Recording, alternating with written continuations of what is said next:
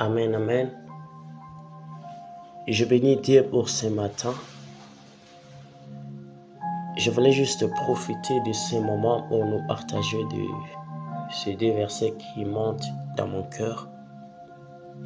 Le premier verset, c'est Jean chapitre 1, verset 12. La Bible dit ceci: mais à tous ceux qui l'ont reçu, à ceux qui croient en son nom, il a donné le pouvoir de devenir enfants de Dieu.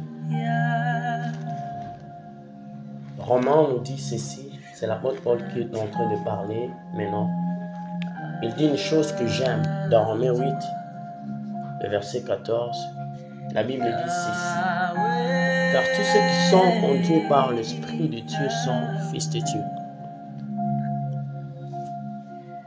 Tout ce que je cherche ce matin, c'est nous faire comprendre ces deux choses. Dans Jean, on emploie le nom enfant. Mais dans Romains, l'apôtre Paul emploie fils. Et quand j'étais en train d'étudier la parole de Dieu, j'ai compris que Ésaïe nous a expliqué cela.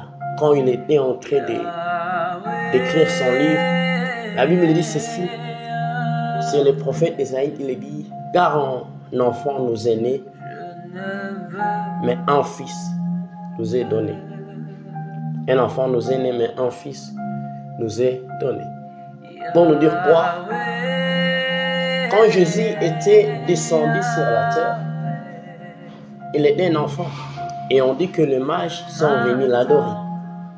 Mais dans cette dimension-là, Dieu ne pouvait pas le donner parce qu'il était encore un enfant.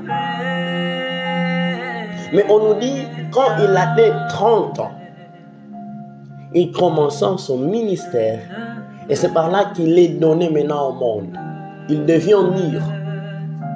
J'aimerais juste dire à quelqu'un, recevoir Christ comme son Seigneur et Sauveur dans son cœur, c'est une dimension qui nous amène à être des enfants de Dieu. Mais si nous voulons entrer dans cette dimension d'être un fils de Dieu, c'est une autre dimension.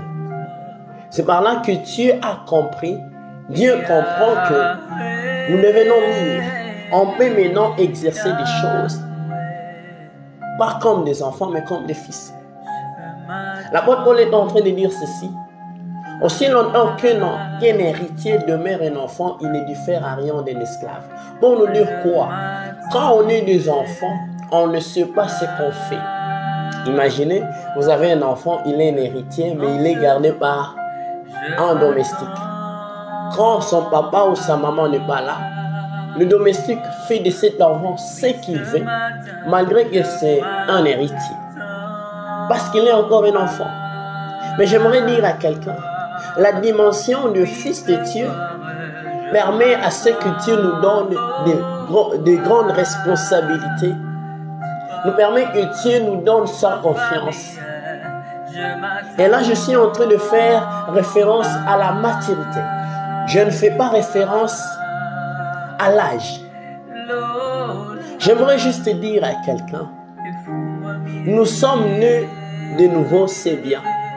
Mais on ne doit pas rester dans cette dimension d'enfant de Dieu. Ça paralyse notre vie. J'aimerais dire à quelqu'un, ça fait des années que tu pries, mais rien ne change dans ta vie. Le problème, ce n'est pas Dieu, mais le problème, tu es encore un enfant.